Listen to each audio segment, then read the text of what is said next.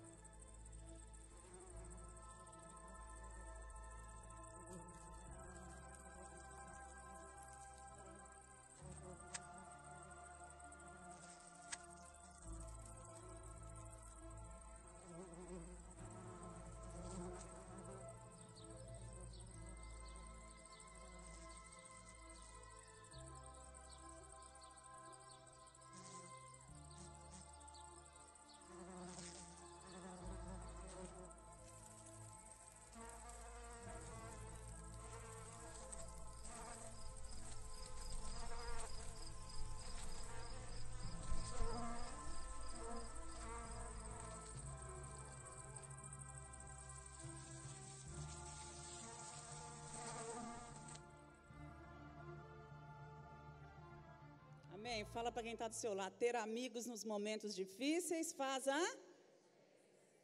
a diferença. Hoje nós vamos falar sobre comunhão. Hoje nós vamos falar sobre comunhão. O que é comunhão, gente? Quem pode me dizer o que é comunhão? O que é comunhão? Fala, Rita. Compartilhar. A Rita está falando que comunhão é compartilhar. O que mais, gente? Pessoas que têm união porque tem algo em comum. Exatamente isso. É você compartilhar, é um compartilhamento comum, né? Ou a participação de algo. Isso é comunhão. União de várias pessoas em torno de ideias ou crenças. Comunhão é amizade, é o compartilhar comum, a participação em algo. É compartilhar o que somos e o que temos com o próximo. Isto é comunhão. E uma das reclamações mais frequentes que a gente vê nas igrejas é a falta de amizades sinceras, né? A gente vê muito isso, de amor verdadeiro, de relacionamentos que sejam profundos. Infelizmente, isso acontece. Nós podemos ter uma boa estrutura eclesiástica, uma boa doutrina, podemos ter uma programação excelente, uma boa música, igual a gente tem aqui nessa igreja, né? Mas a maior necessidade do ser humano é ser o quê? Amado. A maior necessidade do ser humano é amado, ser aceito, acolhido, abraçado, reconhecido e valorizado, né? Essa é a maior necessidade do ser humano. Então, por um tempo, quando a gente chega em uma igreja, e isso agora é para você que chega cedo e vai embora antes do culto acabar e não quer se relacionar com ninguém. Por um tempo, a boa música, não é? O bom ambiente, o ar-condicionado gostoso, as programações legais, isso tudo vai te satisfazer. Mas com o tempo você vai começar a sentir a necessidade de algo que seja mais profundo. Porque a igreja é isso aqui que nós vimos, não é, irmãos? Ilustra bem o que é a igreja, não é? Aquele vídeo, um ajudando o outro, sabendo das necessidades do outro. E eu só vou saber das necessidades do outro, das alegrias que o outro, das vitórias do outro, se eu me relacionar. O que é relacionar? Vem do verbo relar. Dá uma reladinha aí em quem está do seu lado, se você tem intimidade, né? É relar, gente. Então, nós precisamos entender isso. Quando nós nos convertemos, o nosso eu solitário, não é assim? Nós temos um eu solitário, ele tem que ser transformado em um nós comunitário. Agora, isso é uma coisa fácil? Tem nada mais difícil que isso, não. Eu não conheço. Relacionamento é a coisa mais difícil que eu já vi até hoje nesse mundo. É você relacionar com pessoas, né? nós somos chamados primeiro para ser amigos de Deus e depois para ser amigo das pessoas que estão ao nosso redor, dos nossos irmãos na igreja. Porém, olha só, para muitos a igreja tem sido lugar de decepção, de frustração, né, de guardar mágoa no coração, de desilusão, né, de solidão. Alguns, né, se sentem tão sós na igreja. E nós precisamos trabalhar isso, porque a igreja não foi criada por Deus para ser esse lugar. Deus criou cada um de nós para vivermos em comunidade, nos relacionarmos uns com os outros, e grande parte desse fracasso na comunhão deve-se ao fato de que nós temos falsas ideias e fantasias a respeito disso. Você concorda comigo?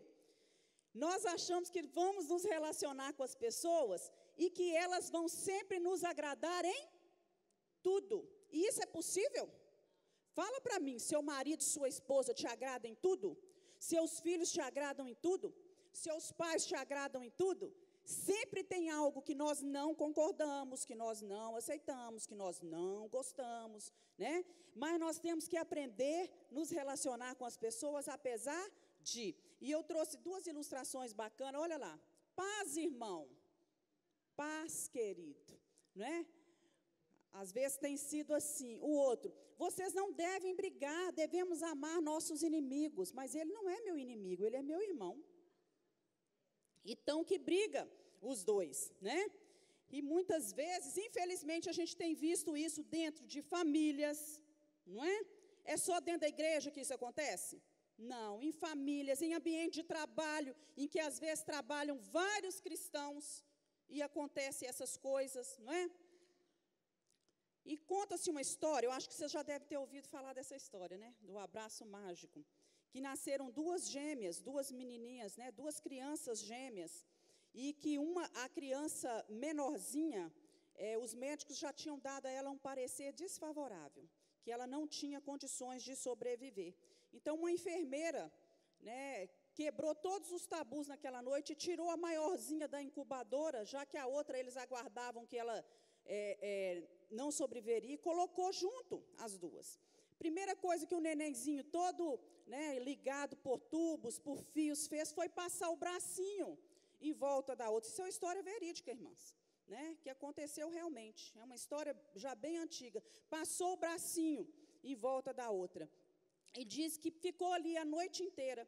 E que aquela reação, daquele abraço e tudo, eu não sei, como que milagrosamente, porque é um milagre, né, aquele bebezinho começou a reagir a partir daquele momento. E eles começaram a perceber isso e foram deixando mais o bebê junto, né, junto com a outra. Então, igreja é assim, é como aquela incubadora, não é? Lugar onde a gente tem que receber o quê? Um forte abraço.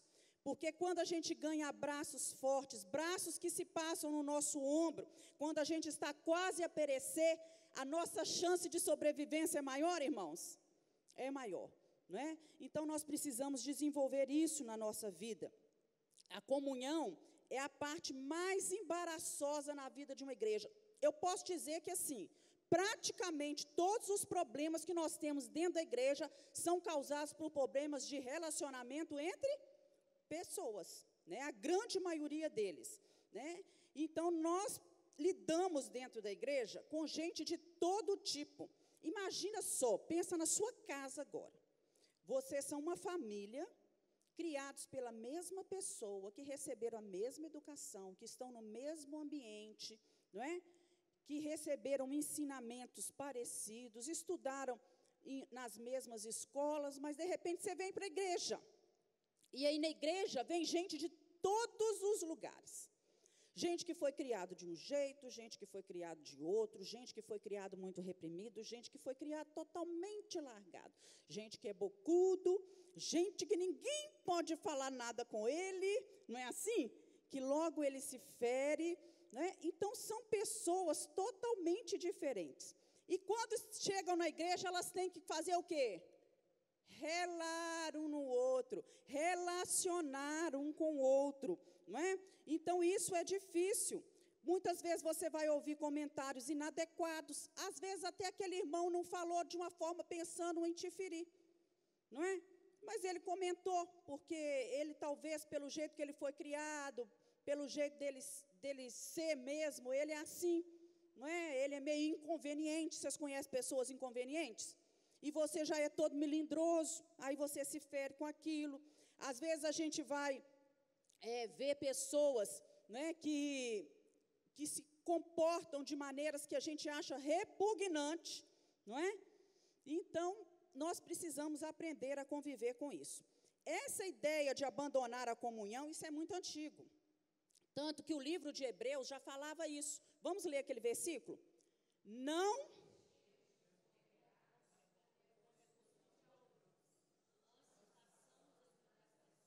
Isso já acontecia. O que é que ele está falando aqui? Não deixemos de congregar. O que é que nós estamos fazendo aqui? Nós estamos congregados. Como é costume de alguns, quer dizer, isso já existia. Algumas pessoas faziam assim, a Rita me aborreceu, não vou mais naquele lugar, porque, nossa, não vou naquela igreja não, fulano, ciclano está lá, nossa, aquela pessoa que faz isso, está lá, que igreja é essa? Aí rotula a igreja, porque tem na igreja, não é? Igreja é lugar onde as pessoas são o quê, irmãos? Tratadas, curadas. Glória a Deus que o irmão que tem problema, que está em pecado, está dentro da onde? Da igreja, porque aqui ele tem a chance de ouvir a palavra, porque o que limpa e purifica a gente? É a palavra do Senhor, né? Então, a igreja é o corpo vivo de Cristo e a orientação é que a gente não deixe de congregar. Eu queria convidar aqui, vem cá Jonathan, Lia, vem cá Fátima, Luciane, vem cá seu Adi, Solange, vem Rita. Vem cá, Neilton. Não é só quem tem papel, não. Vem aqui, rapidinho, forma um círculo aqui vocês. Presta atenção. Vem cá, seu Mário vai ser Deus. Seu Mário vai ficar no centro. Mas ele parece com Jesus, não parece? Seu Mário, não precisa trazer papel, não. É um círculo, eu quero um círculo em volta do seu Mário. Sobe ali, ó, faz ali em cima, ali, ó. Vocês vão dar as mãos mais abertas. Vem cá, Elaine, entra aqui também, eu sei a Maria Célia, para o círculo ficar maior. Deus fica no centro e vocês dão a mão e faz um círculo em volta dele. Fecha o círculo em volta dele. Né? Pessoas estão em volta de Deus. Deus está no centro, porque Deus tem sempre que estar onde, irmãos? No centro da nossa vida, né? Olha só, o Neilton está de um lado do centro, um lado do círculo, e o Jonathan está do outro. Estão longe os dois. Agora eu quero que vocês caminhem, vão caminhando para o centro, para pertinho de Deus. Quanto mais perto de Deus eles ficam, mais eles se aproximam. Arreda para trás. Afasta de Deus, afasta dos outros. Arreda para o centro, vai para perto de Deus, gente. Quanto mais perto de Deus, mais próximo uns dos outros. Obrigada, gente. Vocês são artistas. Grandes artistas. Muito obrigada pela participação especial, não é? Então, você entendeu isso, meu irmão? Que quanto mais você está distante do outro, isso significa que você também está? Vamos repetir, gente? Distante de Deus. Aquele que diz que ama a Deus, mas não ama o seu irmão, na verdade é o quê? Mentiroso. Não é? Está distante de Deus. Então, nós precisamos, né, entender que o fundamento da comunhão é a nossa, da comunhão com os irmãos, é a nossa comunhão com Deus. Porque quando eu estou em comunhão com Deus, Deus fala comigo assim, olha, George, ali é sua irmã, ela faz isso aí que não te agrada, mas eu falei que você tem que amar ela, independente do que ela faça. Você tem que conviver com ela, você tem que estender sua mão para ela. Se você não der conta sozinha, você tem que chamar pessoas que possam ir com você e ajudar a vida dela. Agora, eu só vou ouvir essa voz falando comigo e vou ter essa sensibilidade do Espírito quando eu estiver próximo de Deus, certo? Quanto mais próximo de Deus, mais eu vou amar os meus irmãos, mais eu vou ajudá-los, mais eu vou estender a mão. Nos momentos, nos nossos relacionamentos, é que nós desenvolvemos a nossa personalidade e vamos nos tornando adultos. Quando nós estamos nos relacionando com os outros, às vezes a gente acha, né, que que não vale a pena. Mas para que eu vou passar por esse estresse? Para que eu vou lidar com isso? Né, eu vou ser crente na minha casa, eu vou fazer minhas coisas sozinhos, eu não preciso de ir na igreja. Você está evitando o tratamento de Deus na sua vida. Porque relacionar com os outros é tratamento de Deus na nossa vida. E você está impedindo de Deus tratar com você. Vocês lembram do tabernáculo? Quando o tabernáculo foi construído no deserto, né, que Moisés foi construir o tabernáculo, ele era construído com tábuas. Vamos supor que cada aqui era tábuas, mas essas tábuas, elas se encaixavam uma na outra. Elas deviam ter, não existia nada de prego naquela época, essas coisas assim não, irmãos, era tudo encaixe. E as tábuas se encaixavam uma na outra. E à medida que elas iam se relando, você imagina, naquela época, para uma tábua se encaixar na outra, muitas vezes tinha que ter o quê? Atrito, forçar as coisas, mas no final elas se encaixavam, totalmente, elas se encaixavam. Então, nós somos como tábuas no tabernáculo. Muitas vezes, para a gente se encaixar, não é? Nós temos que passar por atritos, mas depois isso aí vai dar certo, não é? Não importa a sua teologia correta, não importa os seus dons extraordinários, não importa a sua visão que você tem das coisas, né? O importante é que você faça a vontade de Deus, e a vontade de Deus é que você se encaixe no corpo de Cristo. Você pode dizer amém? Se relacionando com o outro, sofrendo atritos, mas que você se relacione com as outras pessoas. Sem comunhão, você é como se fosse um tijolo isolado num canto. E a Bíblia fala que nós somos pedras vivas. A igreja é construída com pedras vivas. Eu, você, a Márcia, a Mirelle, nós somos pedras colocadas. Se nós ficarmos pedra lá do lado, nós somos pedras mortas, não pedras vivas, né? Um membro fora do corpo, ele não sobrevive. Um soldado ir sozinho para a guerra, ele vence batalha? Não vence, gente. O soldado, ele vai como para a guerra? Um monte de gente, um exército, um grupo, nós somos um exército, né? E é uma incoerência, a gente está dentro da igreja, a gente está aqui louvando a Deus, mas se a gente não consegue relacionar e amar com os irmãos. Fala, seu Adir.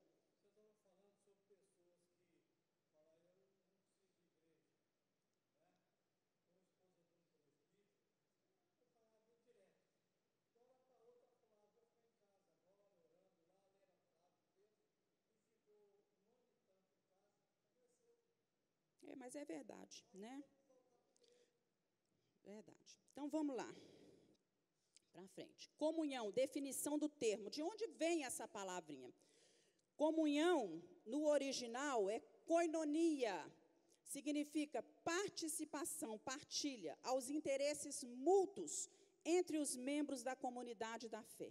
A koinonia é apresentada como um dos padrões da igreja.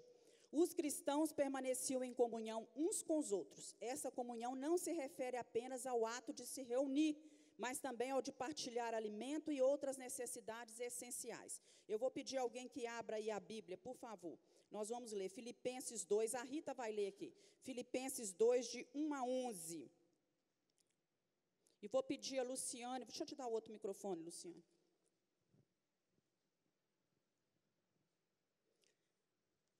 A Luciane vai abrir a Bíblia dela lá em Atos 2, 41 a 47.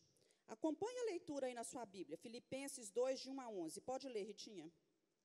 Se há, pois, alguma exortação em Cristo, alguma consolação de amor, alguma comunhão do Espírito, se há entranhados afetos e misericórdias, completai a minha alegria de modo que penseis a mesma coisa, tenhais o mesmo amor, sejais unidos de alma, tendo o mesmo sentimento. Nada façais por partidarismo ou vanglória, mas por humildade, considerando cada um os outros superiores a si mesmo. Não tenha cada um em vista o que é propriamente seu, senão também cada qual o que é dos outros. Tende em vós o mesmo sentimento que houve também em Cristo Jesus, pois ele, subsistindo em forma de Deus, não julgou como usurpação o ser igual a Deus. Antes, a si mesmo se esvaziou, assumindo a forma de servo, tornando-se em semelhança de homens e, reconhecido em forma e figura humana, a si mesmo se humilhou, tornando-se obediente até a morte, e morte de cruz. Pelo que também Deus o exaltou sobremaneira, e lhe deu o nome que está acima de todo nome, para que ao nome de Jesus se dobre todo o joelho nos céus e na terra e debaixo da terra, e toda língua confesse que Jesus Cristo é Senhor, para a glória de Deus Pai. Isso. A nossa ligação com Deus cria em nós interesse pelas outras pessoas.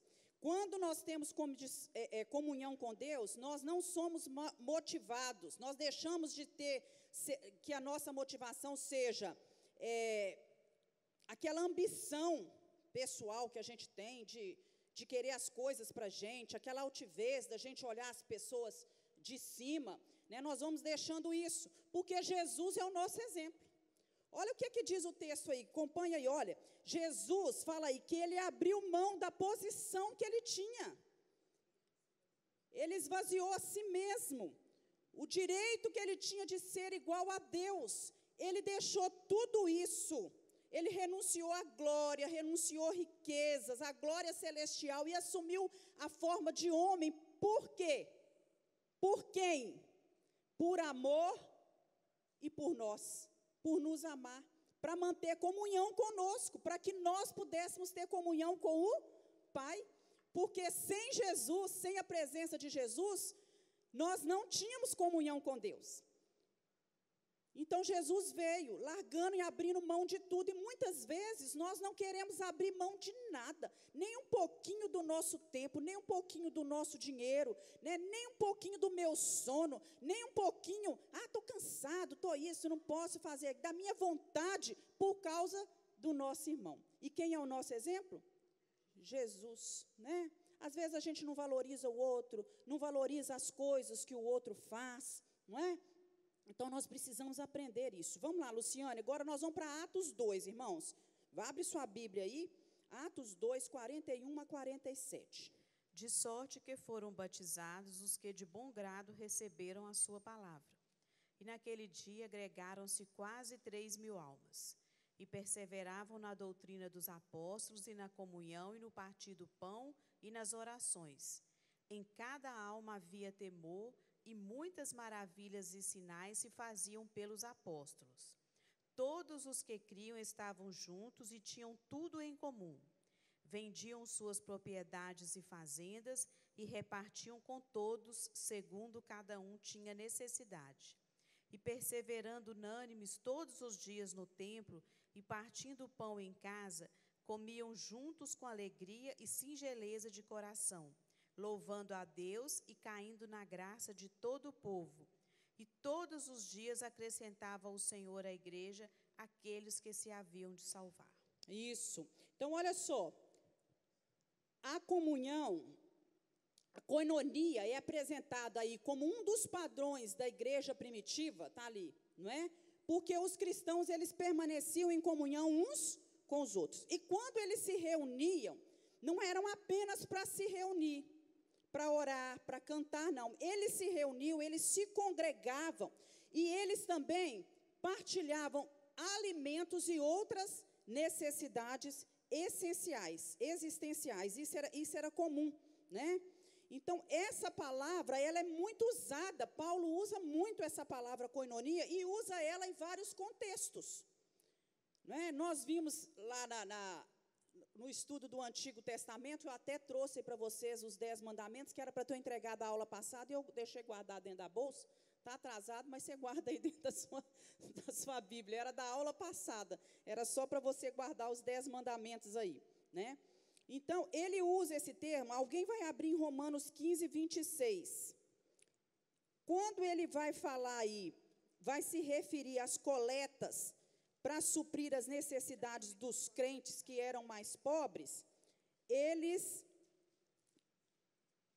ele usa esse termo. Outro já vai abrir lá em Filipenses 2:1, nós já lemos. Abre lá 2 Coríntios 9:13. Alguém achou? Achou, Elia? Romanos 15:26. Porque pareceu bem à Macedônia e à Acácia fazerem uma coleta para os pobres dentre os santos que estão em Jerusalém. A palavra que está no original aí para coleta, para colher ofertas e alimentos para os outros, é koinonia. Ele usa essa palavra, compartilhamento, fazer uma coleta para compartilhar. Vamos lá, em 2 Coríntios 9:13.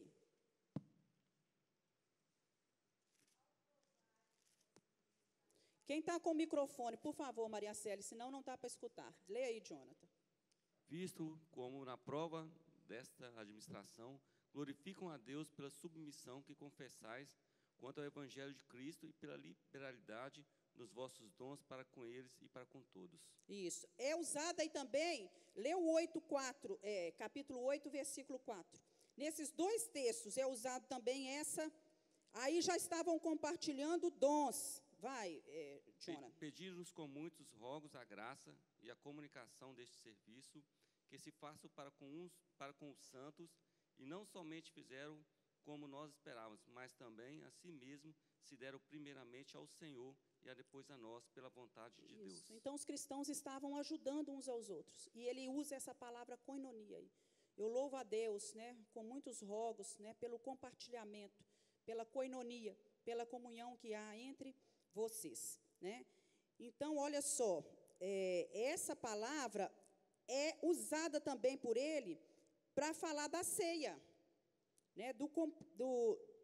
Da ceia do Senhor e também quando nós participamos dos sofrimentos uns dos outros, certo? Alguém abre aí em Filipenses 3:10 e outro abre em 1 Coríntios 10:16.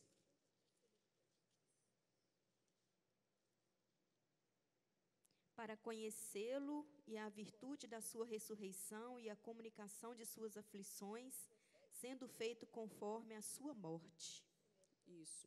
Né? Havia aí uma koinonia. Se você lê os versículos anteriores, né, tá falando que alguns participavam, né, dos sofrimentos de Cristo. Pode passar, Jonathan, passa aí. Vamos lá, o outro, gente.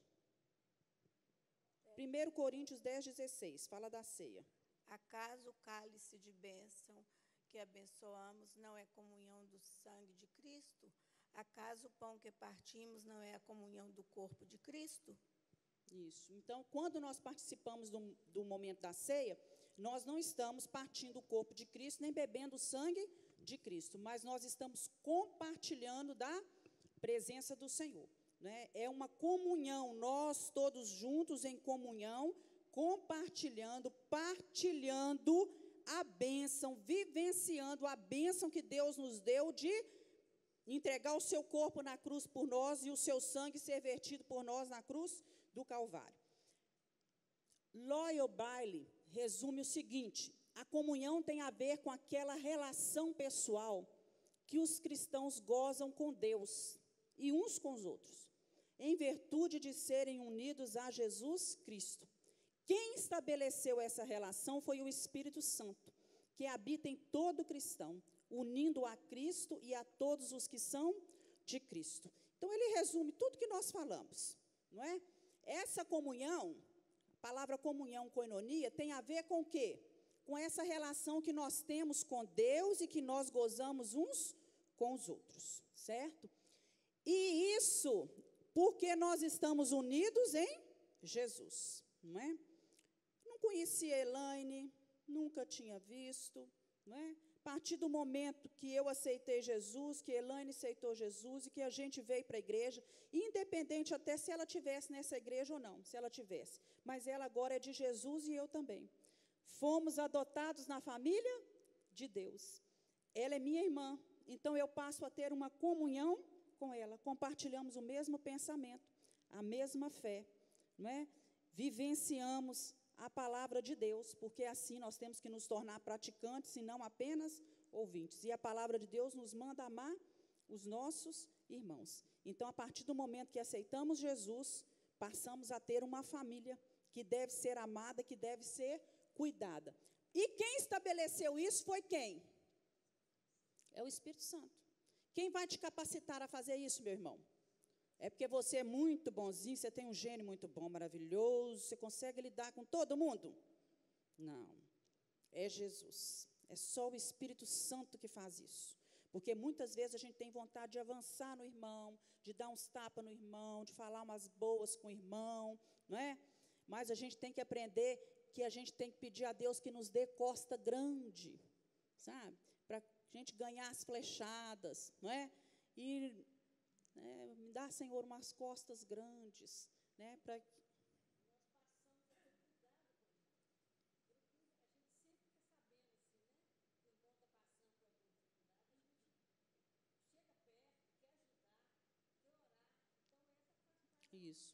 Tem que ser assim, a gente ter cuidado uns com os outros, né? É o Espírito Santo que nos capacita a fazer isso. De nós mesmos, nós não conseguimos. Então, vamos ver aqui algumas características da comunhão.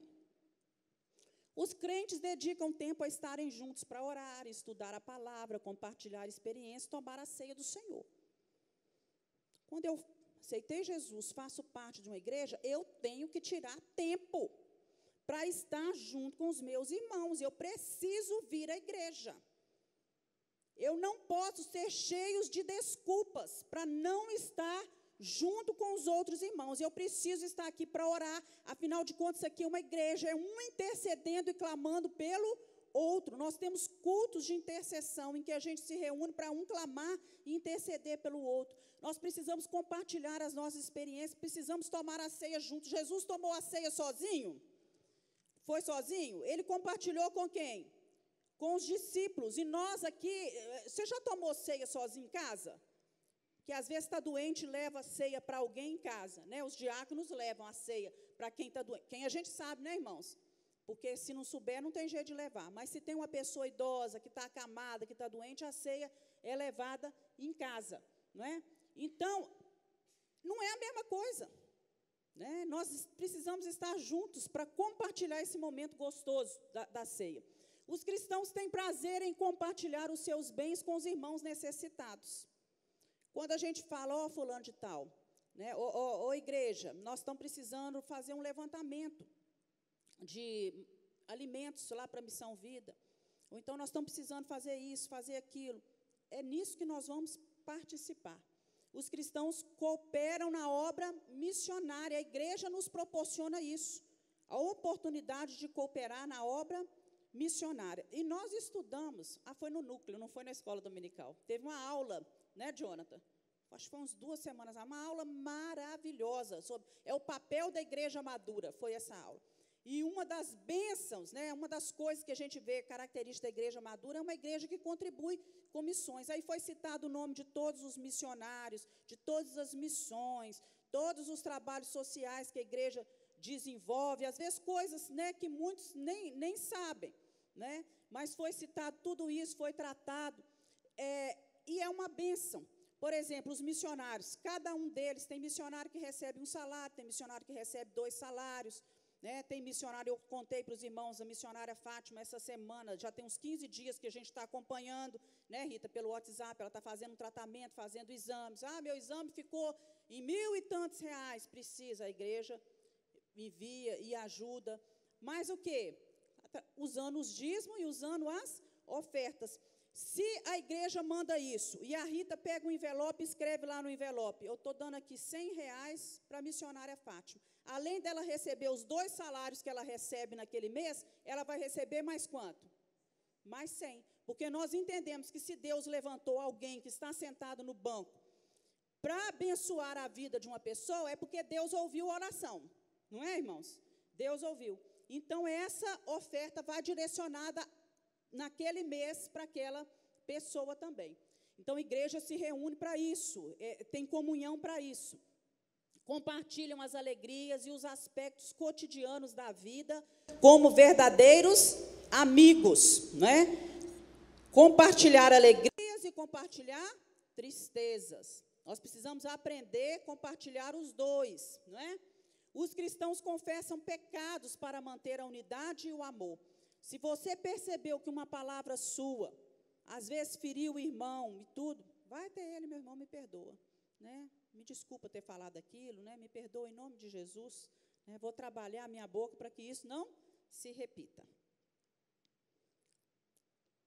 Quando a comunhão não é recomendada, não devemos ser preconceituosos, mas existem amizades que devem ser evitadas. Isso é um conselho para a vida. Não se deixe enganar, as más companhias corrompem os bons costumes. Então, quando aí deve ser evitado? Olha, quando as nossas amizades são com pessoas ímpias, a gente tem que ter um limite, não tem, irmãos? Isso quer dizer que você não vai se relacionar com ninguém que é crente ou que é servo de Deus? Não. Mas você tem que ter um limite. Você tem que saber até onde você pode se envolver, certo? Quando a outra pessoa se diz crente, mas não vive como tal. Porque tem muita gente que está dentro da igreja, fala que é crente, mas ele não vive como tal. Vamos abrir a Bíblia em 1 Coríntios 5, de 6 a 11. E outro abre lá em 2 Coríntios 6, 14.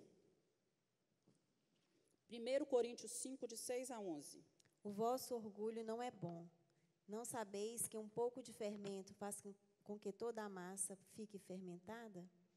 Removei o fermento velho, para que sejais massa nova sem fermento, assim como de fato sois.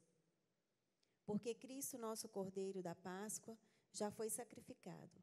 Portanto, celebremos a festa não com fermento velho, nem com fermento da maldade e da corrupção, mas com os pães sem fermento da sinceridade e da verdade. Já vos escrevi por carta que não vos associeis com os imorais. Não me referia aos imorais deste mundo, nem aos avarentos, ladrões ou idólatras. Nesse caso, seria necessário que saíssemos do mundo. Mas agora vos escrevo que não vos associeis com aquele que, dizendo-se irmão, for imoral ou ganancioso, idólatra ou caluniador, bêbado ou ladrão. Com esse homem não deveis nem sequer comer. Está claro? Você entendeu isso? Nós estamos inseridos no mundo.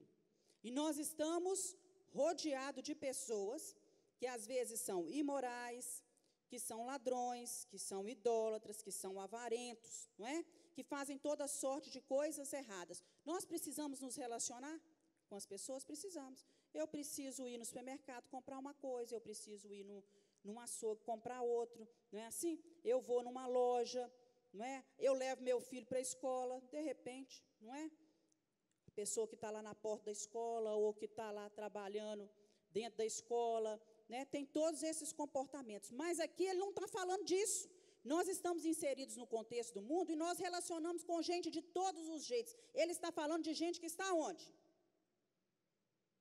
Aonde, irmãos? Dentro da igreja. Então, dentro da igreja tem muita gente que é imoral, avarento, ladrão, caluniador. Tem, gente? Não deveria ter, mas tem? Tem. Tem gente assim, que fala que é crente, mas não está. É aquele que se diz irmão, aqui, ó.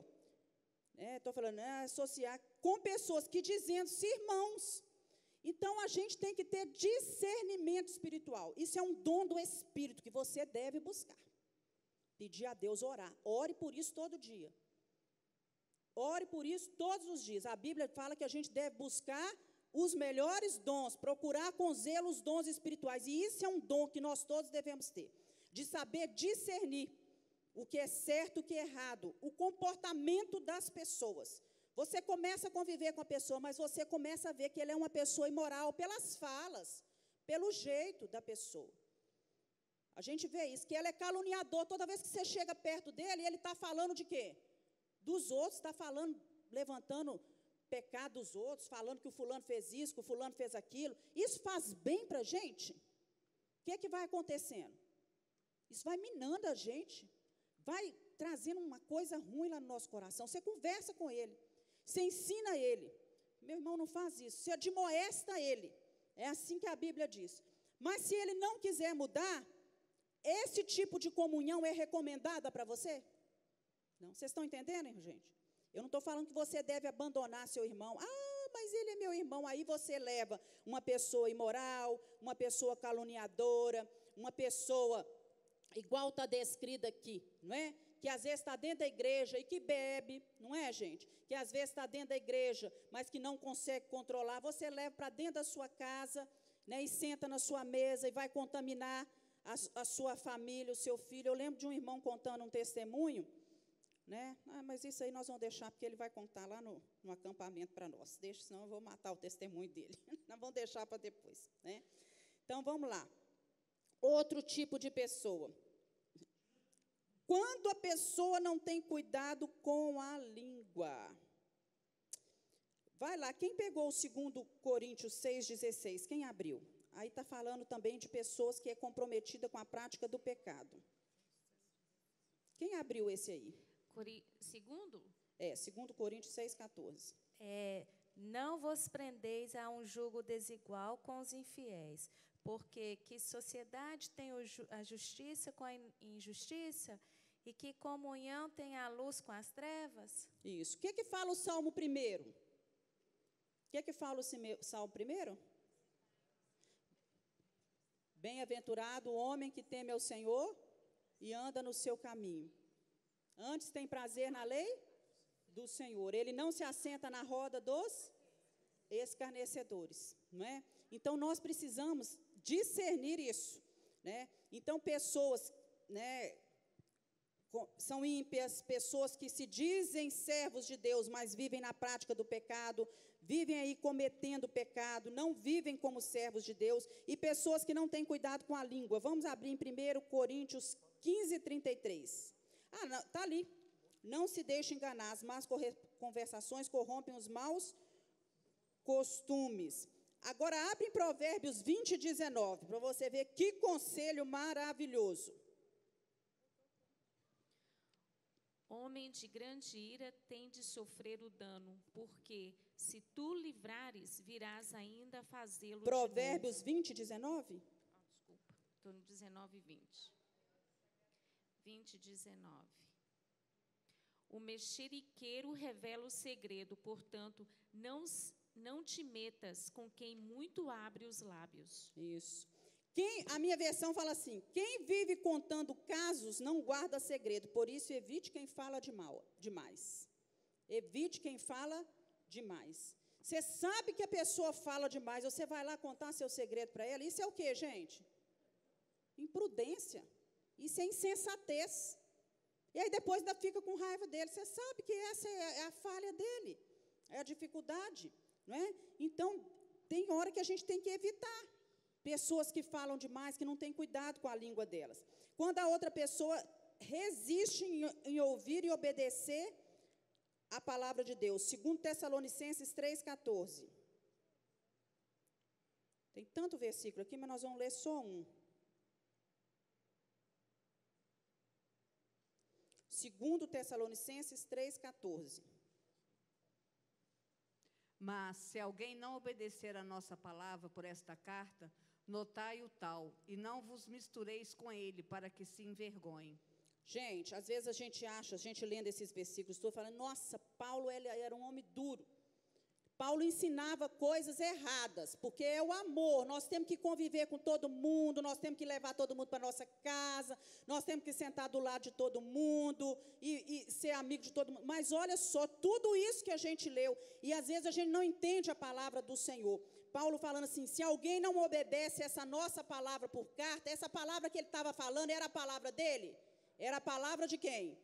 De Deus. Marque o tal, não se associe com ele para que você não seja envergonhado. Então, cuidado com quem você anda, né? O outro é quando a pessoa é semeadora de contenda, né? É difícil você ter comunhão, não é difícil, você vai conviver, mas eu estou falando agora de um relacionamento maior, de você estar presente na vida da pessoa, de você estar na casa da pessoa ir para a sua casa, da pessoa sentar à sua mesa, da pessoa viajar com você, não é? Porque essas pessoas acabam influenciando a nossa vida e os nossos filhos, não é? as nossas amizades. Nosso filho, se o meu pai é amigo do fulano, se ele está aqui dentro de casa, e meu pai compactua com tudo isso, então isso tudo está certo. Dá um nó na cabeça dos meninos. Vamos lá. A comunhão é a marca do cristão. Tem que haver essa marca em nós, né?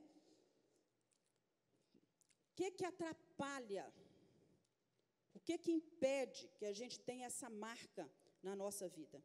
O Senhor deixou isso para cada um de nós. Uma das primeiras coisas, eu queria que você pensasse aí, o que nos impede de ter essa comunhão com as pessoas, de nos relacionar com as pessoas, de sermos pacientes com as pessoas, de tratar bem as pessoas, de falar muitas vezes aquilo que não deveríamos falar, de sermos inconvenientes muitas vezes. O que você acha que impede isso? Em nós. Agora eu estou falando assim, em relação a nós. O que você acha? Pessoas intolerantes. O que mais, gente?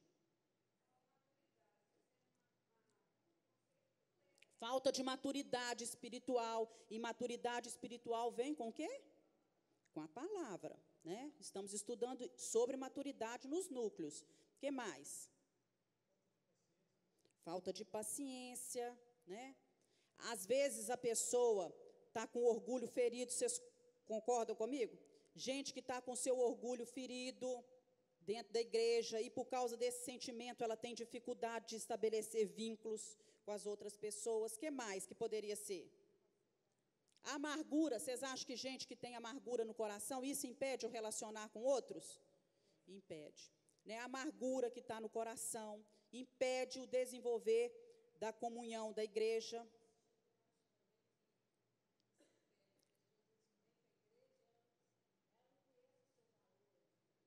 A pessoa, ela está falando de pessoas que têm autoestima muito baixa, que não reconhecem que elas são importantes, que elas têm valor, e que quando a gente entra dentro de uma igreja, nós somos todos iguais, nós somos todos iguais, não é? O que mais, gente, poderia ser? Falta de conhecimento da palavra, inveja, autossuficiência. Tem gente que acha que ele se basta, que ele não precisa de ninguém. E por isso vive distante uma das outras, né? E agem de um jeito que não deveriam agir no meio da igreja. As panelinhas dentro da igreja, você acha que isso atrapalha? Atrapalha. Panelinhas dentro da igreja, não é? Como havia lá na igreja de Corinto, né? Abre aí quem está com o microfone aí, 1 Coríntios 3, 4. E continua hoje, né?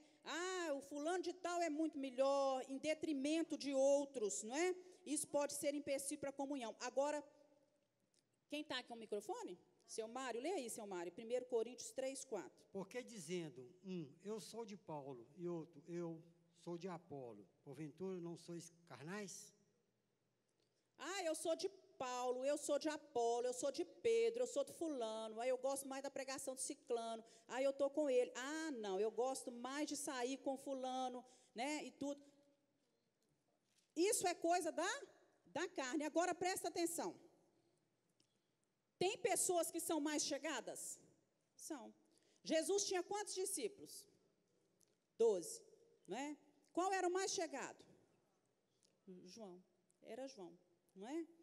E tudo. Mas esse relacionamento de Jesus, a gente não vê hora nenhuma na Bíblia falando que os outros discípulos ficavam enciumados com isso, porque com certeza Jesus dava atenção a todos, né? Eu posso ser amiga de várias pessoas, não é? Mas, de repente, eu posso ter uma pessoa que é uma amiga mais chegada, com quem eu tenho liberdade para compartilhar, para orar junto, para contar os meus problemas, né, para chorar junto com ela, não é? Isso é normal. Agora, porque eu sou mais chegada dessa pessoa, eu não vou ficar com aquela coisinha de criança. Vocês já viram menina, quando junta para brincar, é a coisa mais engraçada, e nós já vivemos isso? Não, você não vai brincar com a gente, né? Você não vai fazer isso com a gente, né? Nós não podemos excluir os outros, não é? E tem uma coisa que a gente tem que ter muita prudência, né? Eu lembro de uma vez, a gente não deve ficar postando demais tudo da vida da gente na rede social, não, né, irmão? Não precisa nem dizer isso que você sabe, né? Então, de repente, você posta tudo na rede social, né, e você fica exposto. Eu lembro de uma vez que eu fiz um café lá na minha casa, e a intenção foi maravilhosa. Eu lembro disso, não tem problema de contar, não. A Janaína tinha acabado de perder o marido, né? Foi em setembro, o aniversário da Jana em novembro. Então, eu pensei, vou fazer um café para a Janaína e vou chamar na igreja as mulheres que são mais chegadas da Janaína. Chegadas minhas irmãs? Não, chegadas da Janaína. E aí, assim fiz. Convidei, cada um levou uma coisa, levou um presente. Foi uma tarde muito gostosa, muito agradável. Irmãos, chegou gente lá que bateu foto daquele negócio e postou. Aí, soou o quê? Que eu, a pastora Geórgia, estava fazendo um café na minha casa e selecionei algumas pessoas para ir nesse café. Né? Uma coisa que era uma intenção maravilhosa, que eu acho que até algumas pessoas que estão aqui foram, né? Foi alegrar a vida da Janaína, né? Com as amigas dela, não as minhas amigas assim, mais chegadas, se bem que todas eram minhas amigas também, mas eram chegadas da Janaína. Né? Então, a gente tem que tomar cuidado. Né? Até quando a gente vai na casa do outro, né? Eu acho engraçado isso aí no aniversário do outro, você é convidado para ir na casa do outro, na festa do outro, aí você bate as fotos e fica postando a festa do outro, as coisas da casa do outro. Aqui, estou na casa do fulano, olha o que está na mesa. Ora, não, isso é um desabafo, tá? Isso foi só um desabafo. Isso foi um desabafo. Né? Às vezes vai no aniversário do fulano, aí todo mundo, nossa, lá aquele irmão convidou para o aniversário dele e não me convidou. Ô, gente, tem condições de todo mundo convidar todo mundo da igreja para o aniversário? Ah, nossa, você tem que ter dinheiro demais. E aqui em Valadares não tem um local que ia caber todo mundo dessa igreja num lugar. Né? E tudo. Então, a gente tem que tomar maturidade para isso. Né? Ou convidou o irmão, né? Às vezes foi uma ocasião especial, às vezes quis alegrar a vida do outro um pouquinho, não é? É um amigo mais chegado, não tem condições de você sair, eu vou sair para jantar, vou chamar o Luiz Antônio e a Ana Paula para ir comigo.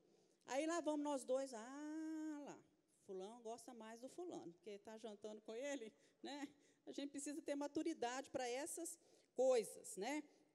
E evitar isso. Todas as pessoas que chegarem têm que ser incluídas no nosso meio. Por isso que nós, como cristãos, a gente tem que estar atento às pessoas que estão do nosso lado na igreja. Olhar quem são essas pessoas. Né? Essa pessoa já está incluída na igreja? Ela já frequenta a igreja? Eu já conheço? Passa, dá um bom dia, aperta a mão, pergunta o nome. Né? Você está vindo da onde? Você já frequenta? Ai, nossa, eu fiz isso uma vez com uma pessoa. Não faço isso nunca mais. Eu fiz, o fulano falou comigo que já tinha 5 anos que ele era da igreja.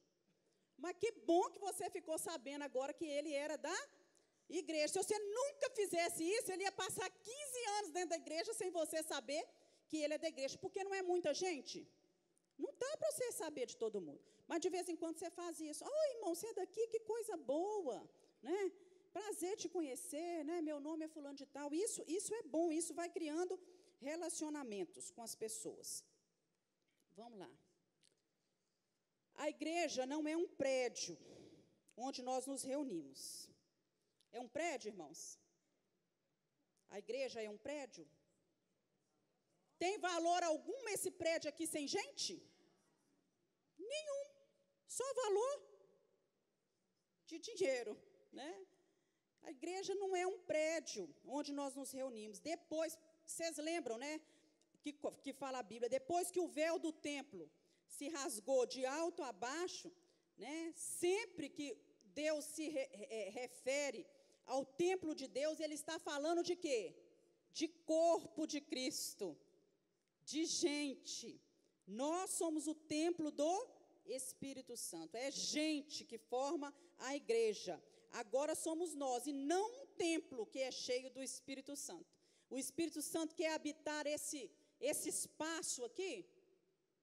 Esse ar não, é aqui. Não é? Porque ele usa gente, Deus trabalha, mas quem que ele usa? Nós somos os pés de Deus que se movem nessa terra, nós somos as mãos que trabalham, a boca que fala, o ouvido que ouve, a mão que ajuda. Não é assim? Nós representamos o nosso Deus aqui nessa terra. E, vamos ver, eu tô sem noção porque eu não estou vendo aqui. Tem algumas características que são básicas para essa igreja corpo de Cristo. Olha, 3 coisas que são importantes, né, que é a igreja. Unidade. Os membros são diversos, as pessoas são diversas, mas há um só corpo. Nós estamos todos ligados à mesma cabeça. Quem que é a cabeça? Jesus Cristo. Jesus Cristo é a cabeça. A cabeça da igreja é o pastor? Não, a cabeça é Cristo, né? É Jesus. A cabeça é Jesus. Aí Jesus vai chamando alguns, né, que ele coloca como líderes para dar rumo, para dar direção. Ele vai chamando todos, formando o quê? O corpo. Olha, vai pegando no seu corpo aí, braço, e quantas partes, né? Quantas células, milhões de células, né, no nosso corpo, até chegar da cabeça, da cabeça até chegar aos pés. Nós somos o corpo de Cristo. Diversidade, não é? Unidade e diversidade. São diversos, diferentes, mas nós pertencemos ao mesmo corpo. Um é branco, outro é preto, um é magro, outro é gordo. Um é fácil de lidar com ele, o outro não é fácil de lidar com ele. Um tem um temperamento manso, o outro tem um temperamento agitado, né? Difícil. Um já está mais transformado pelo Espírito Santo e o outro ainda está começando o seu processo, não é? Um já é mais maduro e o outro ainda é um bebê que precisa de leite. E se nós somos um corpo, nós temos que nos preocupar com esse bebê que precisa de leite. Por isso que Paulo fala do nosso testemunho. Porque quando nós não damos testemunho, nós estamos negligenciando o cuidado, o amor com esse irmãozinho que está no corpo de Cristo e que ainda está no leite. Por isso que ele diz, todas as coisas me são lícitas, mas nem todas as coisas me convêm, porque ainda há entre vós alguns que necessitam do leite e que vão se escandalizar com determinadas atitudes nossas. Então, unidade, todos ligados, né? Diversidade, diferentes e mutualidade. Cada um fazendo uma coisa para o outro, né? Cada um fazendo algo para o outro. A palavra mutualidade vem da raiz latina mutus, qualidade ou estado do que é mútuo, daquilo que é recíproco, daquilo que um faz para o outro e o outro faz para o outro, né? É mútuo, eu faço para você e você faz para mim, né? E tem uma música, Luciana, você vai lembrar demais, nós éramos meninas. A carga é pesada para levar, a carga é pesada para levar, e a montanha eu subirei, se tu orares por mim, eu oro por ti, tu oras por mim, eu oro por ti, tu oras por mim, e a montanha eu subirei, se tu orares por mim. Isso é importante dentro do corpo? É. Soube lá, tem alguém doente. Essa semana nós recebemos aí num grupo, né? Meu pai foi agora, infartou e está no hospital, foi agora, né? Na hora que eu estava, onde eu estava, eu parei, Senhor, né? Então, é para isso, todos nós orando uns pelos outros, pedindo ajuda e ajudando uns aos outros. Em relação a isso, no Novo Testamento, coloca uma série de versículos, de orientações em relação uns aos outros. Todo mundo que está com cartaz, vem aqui rapidinho, na frente. Forma uma fila aqui, ó. Aqui atrás, aqui, ó. Vem cá, Helena. Vem cá, Fátima. Forma aqui. Vocês vão perceber. Cada um, olha, todos esses versículos. Eu separei, acho que 25. Mas todos esses versículos formam uma fila aqui na frente, aqui. Vamos começar aqui do cantinho aqui. Vamos, Helena, vamos, Helena.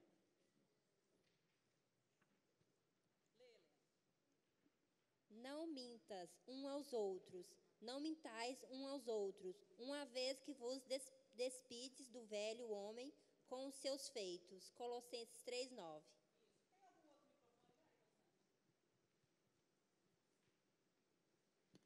Qual que é a orientação aqui? Que nós não devemos mentir uns aos outros. Levem as cargas uns dos outros. Levai as cargas uns dos outros e assim cumprireis a lei de Cristo. Gálatas 6:2. Levar as cargas um dos outros. É pesada para levar, mas tem hora que a gente tem que carregar o outro. Sirvam uns aos outros.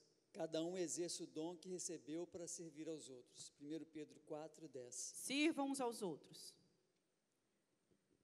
Sujeitem-se uns Pode ir aos sentando, outros. gente. Sujeitando-vos uns aos outros no temor de Cristo. Efésios 5:21. Sujeitar uns aos outros. Consolem uns aos outros. Consolai-vos, pois, uns aos outros com estas palavras. 1 Tessalonicenses 4:1. Consolar uns aos outros. Hospedem uns aos outros, sede mutuamente hospitaleiros, sem murmuração. 1 Pedro 4:9. Hospedar uns aos outros. Encorajem uns aos outros. Depois da leitura da lei dos profetas, os chefes da sinagoga lhes mandaram dizer: Irmãos, se vocês têm uma mensagem de encorajamento para o povo, falem. Atos 13:15. Encorajam uns aos outros. Acolham-se uns aos outros, portanto, acolhei-vos uns aos outros, como também Cristo nos acolheu para a glória de Deus. Romanos 15:7. Amém.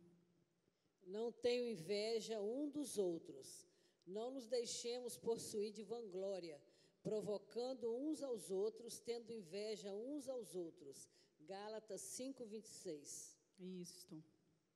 Saudai-vos uns aos outros. Saudai-vos uns aos outros com ósculo santo. Todos os santos vos saúdam. 2 Coríntios 13:12. Saudai-vos uns aos outros, cumprimenta uns aos outros. Pode até dar beijinho, já está mandando dar um beijo no irmão, cumprimenta o irmão com beijo. Cuidai uns dos outros, para que não haja divisão no corpo, pelo contrário, cooperem os membros com igual cuidado em favor uns dos outros. 1 Coríntios 12:25. Cuidem uns dos outros.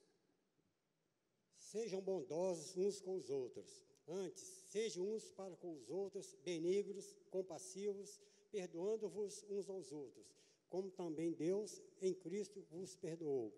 Efésios 4:32. Amém. Deixem de julgar uns aos outros. Não julguemos mais uns aos outros. Pelo contrário, tomai o propósito de não pordes tropeço ou escândalo ao vosso irmão. Romanos 14:13. Pare de julgar uns aos outros. Orem uns pelos outros. Confessai, pois, os vossos pecados uns aos outros e orai uns pelos outros, para seres curados. Muito pode, por sua eficácia, a súplica do justo. Tiago 5:16. Amém. Orem uns pelos outros. Suportai-vos uns aos outros. Perdoai-vos mutuamente, caso algum tenha motivo de queixa contra outrem. Assim como o Senhor vos perdoou, assim também perdoai vós. Colossenses 3:13. Suportai-vos uns aos outros. Não é de aguentar, não, porque o outro é chato. Né? Dá suporte para o outro. Mas eu gosto sempre de lembrar disso. Suporta mesmo, George. O outro pode ser chato, mas suporta. Porque muita gente me suporta. Não é assim, irmãos? Não provoque uns aos outros. Não nos deixemos possuir de vanglória, provocando uns aos outros, tendo inveja um dos outros. Gálatas 5:26. Isso. Tem gente que provoca o outro. Não fala mal um dos outros. Irmãos, não falei mal um dos outros. Aquele que falar mal do irmão ou julgar o seu irmão, fale mal da lei e julgue a lei. Ora, se julga a lei, não és observador da lei, mas juiz. Tiago 4:11. Não falem mal uns dos outros. Ensinem uns aos outros, instruí-vos e aconselhai-vos, mutuamente em toda sabedoria, louvando a Deus com salmos e hinos e cânticos espirituais. Colossenses 3:16. Ensinem uns aos outros. Consolai-vos, pois, uns aos outros, e edificai-vos reciprocamente, como também estáis fazendo. 1 Tessalonicenses 5:11. Consolar e edificar o outro. Não se queixem uns dos outros. Irmãos, não vos queixeis uns dos outros, para não serdes julgados. Eis que o juiz está às portas. Tiago 5:9. Para de queixar do outro.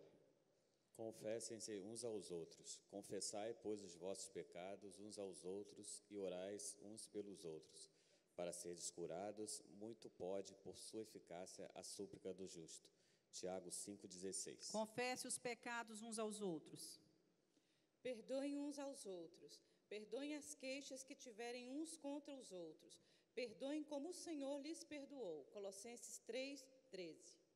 Perdoe como o Senhor nos perdoou. O meu é: não se queixem uns dos outros. Irmãos, não vos queixeis uns dos outros, para não seres julgados. Eis que o juiz está à porta. Tiago 5:9. Outra vez. Refalou. É o mesmo? Não mordam uns aos outros, se vós, porém... Lê alto, porque não deu para estender. Fala. Não mordam uns aos outros. Crente morde dentro da igreja? Não mordam uns aos outros, vai. Se vós, porém, vos mordeis e devorais uns aos outros, vede que não sejais mutuamente destruídos. Gálatas 5:15.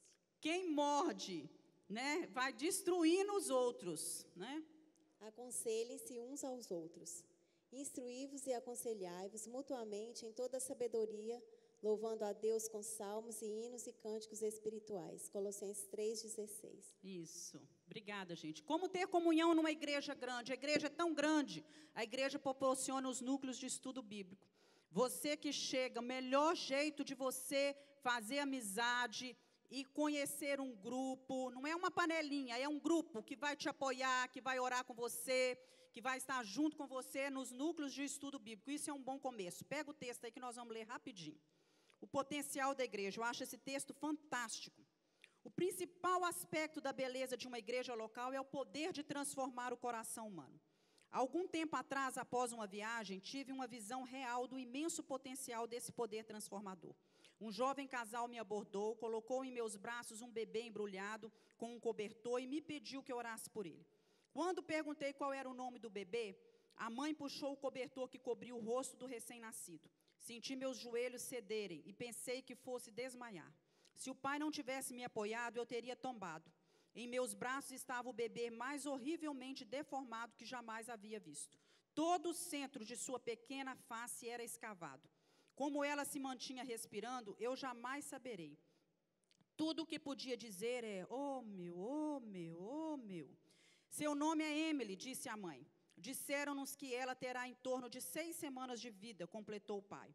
Nós gostaríamos que você orasse para que ela, antes da sua morte, ela conhecesse e sentisse nosso amor. Mal conseguindo balbuciar, sussurrei: vamos orar. Juntos oramos pela Emily. Ah, se oramos. Ao devolvê-la aos pais, perguntei: há algo que possamos fazer por vocês? Alguma forma de nós, como igreja, podermos ajudá-los durante esse tempo? O pai respondeu com palavras que ainda hoje me maravilham. Ele disse: Bill, nós estamos bem, realmente estamos. Há anos que fazemos parte de um pequeno amoroso grupo. Os membros do nosso grupo sabiam que haveria complicações nessa gravidez. Eles estavam em nossa casa quando soubemos da notícia e estavam no hospital quando nos entregaram a Emily. Eles nos ajudaram a absorver a realidade de todo o problema. Até limparam nossa casa, prepararam nossas refeições quando a trouxemos para casa. Eles estão até mesmo nos ajudando a planejar o funeral da Emily. Somente então, 3 outros casais se adiantaram e cercaram Emily e seus pais. Sempre viemos juntos para a igreja como um grupo, disse um dos membros do grupo. Foi uma imagem que levarei comigo para o túmulo. Um grupo firmemente coeso de irmãos e irmãs que se amavam, dando o melhor de si para aliviar uma das mais cruéis desgraças que a vida pode nos servir. Após uma oração em grupo, todos seguiram pelo corredor lateral em direção à saída. Enquanto saíam, eu pensava: onde estaria essa família? Onde iria? Como lidaria com esta mágoa sem igreja? Não há nada como a igreja local, quando ela funciona corretamente. Sua beleza é indescritível, seu poder é assombroso, seu potencial é limitado.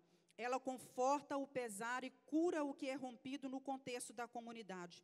Ela constrói pontes para os que buscam e oferece a verdade aos que estão confusos. Ela traz recurso aos que têm necessidade e abre seus braços para os esquecidos, os humilhados e desiludidos. Ela quebra as cadeias do vício, liberta os oprimidos e oferece integração aos marginalizados deste mundo.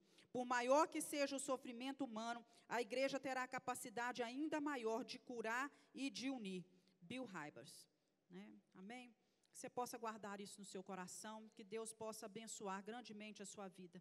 Fala para quem está do seu lado assim: você é meu irmão, você faz parte do corpo de Cristo, né? E não seja como esse irmão. Vamos terminar lá, ó. Eu sou um cristão feliz, isso é que é vida. Ele está lá dentro da caixinha dele, bem feliz. Na igreja é lugar da gente se abraçar, da gente se amar. Envolva-se na obra do Senhor. Amém, irmãos?